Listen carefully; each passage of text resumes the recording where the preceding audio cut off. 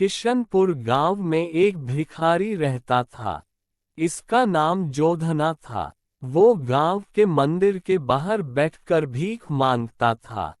हमेशा अपनी दुर्दशा के कारण वो डरा और सहमा ही रहता। लोगों से ज्यादा बात नहीं करता। ना ही गांव में किसी उत्सव में वो शामिल होता। लोग जो दे देते दान में उसी से अपना गुजारा कर लेता। कभी कोई उसको झिड़क भी देता तो कोई गाली भी दे देता था। हमेशा वो सुनकर चुप रह जाता था।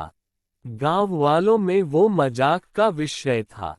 एक दिन गांव की पंचायत में किसी मुद्दे पर बहस चल रही थी। मंदिर के किसी उत्सव को लेकर बात हो रही थी।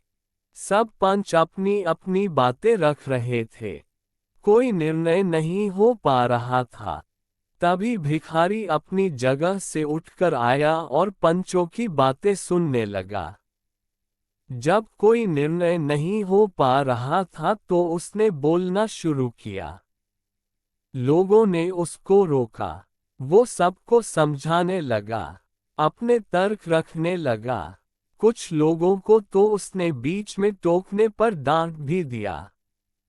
सब भिखारी को ही देख रहे थे। कोई समझ नहीं पा रहा था कि आखिर हमेशा चुप रहने वाला भिखारी आज इतना कैसे बोल रहा, लोगों को डांट रहा है। अपनी बात कहने के बाद भिखारी गाना गाता हुआ अपनी झोपड़ी की तरफ चल दिया। लोग हैरान रह गए। पंचायत का मुद्दा अपनी जगह रह गया। लोग बात करने लगे कि आखिरी इसमें इतनी हिम्मत कहाँ से आ गई। लोग समझ नहीं पा रहे थे। दिन गुजर गया, लेकिन भिखारी के व्यवहार में एकदम से इतना परिवर्तन आ गया कि वो लोगों से मिलने वाली चीजों में भी नुक्स निकालने लगा।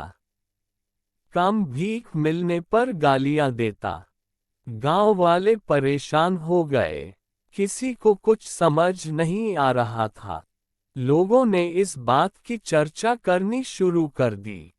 तभी गांव के एक बुजुर्ग आदमी ने लोगों को समझाया कि भिखारी के व्यवहार में आए बदलाव का कोई बड़ा कारण है। इसके पीछे कोई ताकत है जिसका हमको पता नहीं है।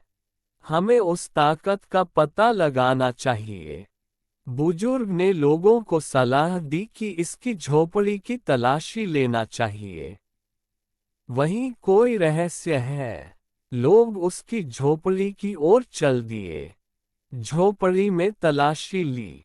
वहां उन्हें काफी जमा किया हुआ पैसा मिला, जो भिखारी ने भीख मांगकर जमा किया था।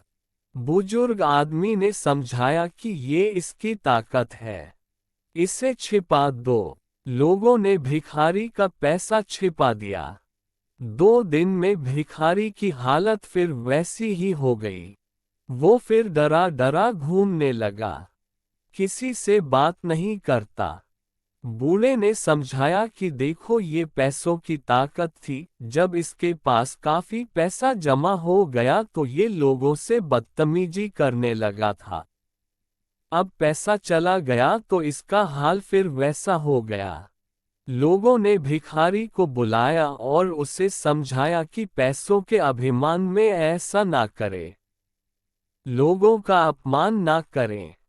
फिर लोगों ने उसे उसका पैसा लौटा दिया। उसने सबसे माफी मांगी।